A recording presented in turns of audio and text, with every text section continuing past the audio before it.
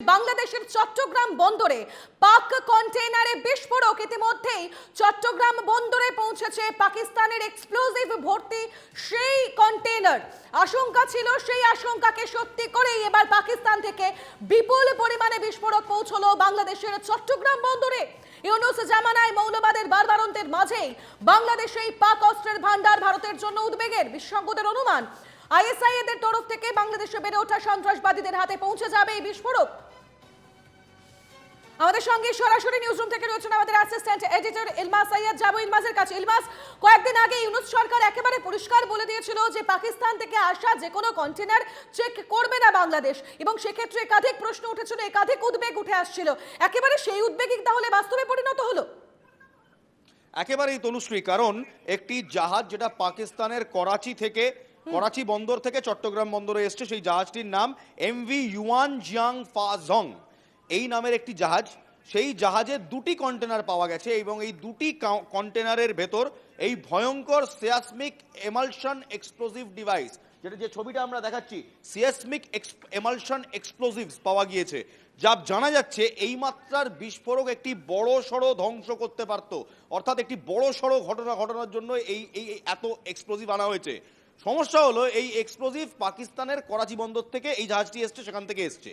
যদিও এই জাহাজের যে আইটানারি লিস্ট আছে, সেই আইটানারি লিস্টে এই কন্টেনার কিংবা এক্সপ্লোসিভের কথা নেই। লেখা আছে কাপড়ের রোলের কথা, পরিশোধিত চেনের কথা, সোডা অ্যাশের কথা, এগুলো লেখা আছে। এটা নর্মাল পণ্যবাহী জাহাজ। 1971-এর পর পণ্যবাহী জাহাজ পাকিস্তান থেকে বাংলাদেশে আসে না। শেখ হাসিনার সরকার উৎখাতিত হওয়ার পর এই পণ্যবাহী জাহাজ আবার ডক করতে শুরু করেছে। এটা দ্বিতীয় জাহাজ যেটা পাকিস্তানের করাচি বন্দর থেকে চট্টগ্রামে এসছে, এবং তার দুটি কন্টেনার, এবং সেই কন্টেনারগুলোর নামও আমরা পেয়েছি, নাম্বার পেয়েছি WHLU 42617942G1 কন্টেনার টাইপ। এই কন্টেনার টাইপে এক্সপ্লোসিভ লেখা একটি কন্টেনার ছিল, এবং তার ভেতর থেকেই যে ছবি আমরা দেখাচ্ছি এক্সক্লুসিভ এনকেটিভি বাংলাতে, এই এক্সপ্লোসিভ, এই সিয়াসমিক এমালশন এক্সপ্লোসিভ পাওয়া গেছে। Colonel Srivastava, counter terrorism expert, আমার সঙ্গে রয়েছেন এই মুহূর্তে। Colonel Srivastava sir, Bangladesh is playing a very dangerous game and Pakistan is at the helms of it. আগামীতে এটা ভারতের জন্য কতটা সমস্যার, কারণ আমরা অলরেডি দেখেছি জাভেদ থেকে দেখেছি আমরা লস্কর তৈবার, জাভেদ কি অ্যাসাইনমেন্টে এসেছিল, সুন্দরবনের কোন রুট সে কি করতে এসেছিল, সেই রুট থেকে কি এই এক্সপ্লোসিভ ভারতে ঢুকতে পারতো? অ্যাবসলিউটলি, এটা খুব গভীর জিনিস। আমি পুরো বিশ্বাস, যেটা আমরাই নয়, এরা পুরো বিশ্ব দেখছে। যখন বাংলাদেশ আমাদের থেকে 500,000 টন রাইস চাইছিল, আমরা ওখানে রাইস পাঠাওয়ার জন্য কথা বলছি, আর দেখুন এই প্রফেসর ইউনূস কি ইম্পোর্ট করছেন। উনি ইম্পোর্ট করছেন এই এক্সপ্লোসিভগুলো যার কোনো লিস্টিং নেই, এই এক্সপ্লোসিভগুলো যাকে নেওয়ার, আপনি তো নিজেই বললেন যে একটা এতে নাবিক লোকগুলো মারা গেল। এটা কোথায়, ডেস্টিনেশন কোথায়? Definitely it is not for the Bangladesh, it is for India. আর এই ছোট ছোট বাচ্চা যাদের হাসনাত আছে, নাভেদ আছে, সারজিত আছে, এরা কি বলছে বারবার? এটা ম্যাপ দেখিয়ে বলছে আমি দেখে নেব, আমি দখল করে নেব, আমার ত্রিপুরা, আমাদের আসাম, আমাদের মিজোরাম, আমাদের পশ্চিমবঙ্গ, আমরা সব ওখানে মিটিয়ে দেবো। এই এক্সপ্লোসিভ আমাদের নেক্সট জেনারেশনকে শেষ করার জন্য প্রফেসর ইউনূস পাকিস্তান, কম্বোডিয়া, এসব যেখানে ইনি এক্সপ্লোসিভ পাচ্ছেন ওখান থেকে আনছে। এখানে আরো একটি চাঞ্চল্যকর তথ্য, আরো একটি ব্রেকিং আপডেট। এই বিস্ফোরক দ্রব্যের, অর্থাৎ এই এক্সপ্লোসিভ কন্টেনারের দুটো পার্ট ছিল।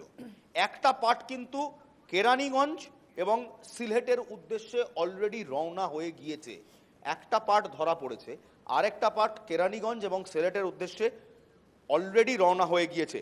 এটা কতটা চিন্তার আমাদের জন্য? দেখুন, 2004-এ এই চিটাগাং ভুলবেন না, 10টা ট্রাক ভর্তি আপনার হাতিয়ার এখানে এনেছিলেন ওই বাবর, এই বিএনপির বাবর, যিনি এখন জেলে আছেন, লুফতুজ্জামান, উনি এখন রিলিজ হবেন।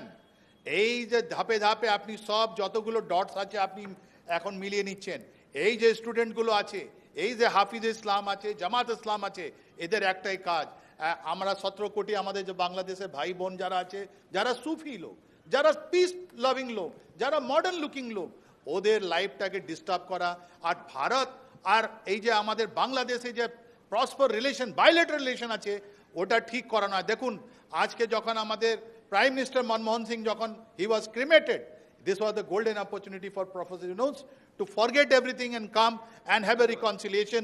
তখন আমরা বুঝতে পারতাম he is a well-meaning man. He is not a well-meaning man. এখানে আরো একটা পয়েন্ট তোমাকে আমি তনুশ্রী জানিয়ে রাখি, তা হলো যে এই মুহূর্তে কিন্তু দুজন বাংলাদেশের মন্ত্রী, দুজন বিএনপির মন্ত্রী যারা এতদিন ছিলেন হচ্ছে হাজতে, তারা কিন্তু রিলিজ হয়েছেন। একজন পিন্টো আর একজন এই বাবার মুফতাজ্জামান, এবং তারা অ্যান্টি ইন্ডিয়া কার্যকলাপ, হুজিকে পয়সা দেওয়া থেকে শুরু করে একাধিক জিনিসপত্র করেছে। আমার সঙ্গে ঈশানী লস্কর রয়েছেন, আন্তর্জাতিক সম্পর্ক বিশেষজ্ঞ ঈশানীদি। পাকিস্তানের সঙ্গে পাকিস্তান কোনো পণ্যবাহী জাহাজ পাঠাতো না 71-এর পর। শেখ হাসিনা যাওয়ার পর প্রথম জাহাজটি গেল, সেকেন্ড জাহাজ, যে জাহাজে মেনশন করা আছে যে যাচ্ছে হচ্ছে পণ্যবাহী জিনিসপত্র, চিনি যাচ্ছে, কাপড়ের রোল যাচ্ছে, পৌঁছলো 2টো কন্টেনার ভর্তি এক্সপ্লোজিভ। তার মধ্যে অলরেডি একটা কন্টেনার সিলেটের উদ্দেশ্যে বেরিয়ে গেছে, আর একটা কন্টেনার মোটামুটি ধরা পড়েছে। ডিপ্লোমাসি কোনো কাজ চলছে না? না, এটা তো ডিপ্লোমাসির কাজই না। যেটা আপনার যে ব্রেকিং নিউজ, যেটা আপনারা, আমি ইনফ্যাক্ট আপনাদের কাছ থেকে এখন শুনছি, যে যদি সত্যি এই ধরনের কন্টেনারের মধ্যে এক্সপ্লোসিভস গিয়ে থাকে যার কোনো হিসেব মানে ইনভেন্টরিতে নেই, তাহলে তো বোঝাই যাচ্ছে এটা ডিপ্লোমাসির আওতার মধ্যে পড়ে না। এটা নিশ্চয়ই এই ধরনের পাকিস্তান হ্যান্ড আছে তো, পাকিস্তান থেকে আসছে যখন, তাহলে পাকিস্তান থেকেই আসছে, মাঝপথে তো আর সেটা নিশ্চয়ই কোথাও ডক করে তোলা হয়নি। এই ধরনের রেকর্ড আপনারাই বলতে পারবেন আছে কিনা, আমি সেটা জানি না। কিন্তু যদি সেটা পাকিস্তানের, তাহলে পাকিস্তানের জাহাজ এবং সেটা যদি বাংলাদেশের নৌবন্দরে এসে থাকে চট্টগ্রামে, তাহলে বাংলাদেশের ফর্মালি যে যাতায়াতের মধ্যে এই দুটো রাষ্ট্রের মধ্যেই কাজটা হয়েছে। এবং এইবারে তাহলে বাংলাদেশ সরকারকে উঠে বসতে হবে যে তারা কি এই জিনিসটার জন্যই তারা কি ইনস্ট্রুমেন্টালাইজড হয়ে যেতে চাইছে, এইটা কিন্তু এবার বিবেচনা করার দরকার আছে। একটা বইয়ের কথা বলছিলেন 2005 সালে লেখা, Bangladesh is the next Afghanistan. কালেকারের একটি বিখ্যাত বই আছে, এবং আমার মনে হচ্ছে যে এখন, তখন মনে হচ্ছিল যে উনি হয়তো অনেকেই ক্রিটিসাইজ করেছিলেন যে উনি একটা খুব বায়াসড অ্যাসপেক্ট থেকে লিখছেন, কিন্তু তার চিন্তাভাবনার মধ্যে কিন্তু এই জিনিসগুলো কিন্তু খানিকটা ঝলক পাওয়া গেছিল। আমি আপনার ইনফ্যাক্ট আপনাকে ইনফর্মালিও বলছিলাম জয়দেশ সাইকিয়ার বইটা, যেখানে উনি নর্থ ইস্টে ইসলামিক মিলিটেন্সি যোগটার কথা বলছেন। সো এই কথাগুলো, এবং আমরা আলোচনা প্রসঙ্গে এর আগে একটা মানচিত্রের কথাও বলছিলাম যে মানচিত্রেতে আছে। সো এই র্যাডিক্যাল ফোর্সেসগুলো কিন্তু তাদের বলা যায় যে এই সময়টা বেশ উদ্বেগের, কারণ আমরা দেখেছি এর আগে ইলমাজ যে চিকেন স্নেককে টার্গেট করবে বলেছে বাংলাদেশ, এছাড়া উত্তর পূর্ব ভারতকে টার্গেট করবে বলেছে বাংলাদেশ এবং পশ্চিমবঙ্গ। সেক্ষেত্রে দাঁড়িয়ে এই ধরনের ছবি, যে এক্সক্লুসিভ ছবি এই মুহূর্তে আমরা একেবারে এনকেটিভির পর্দায় দেখাচ্ছি, তা অত্যন্ত উদ্বেগের। ইলমাজ, আপাতত তোমাকে ধন্যবাদ জানাই।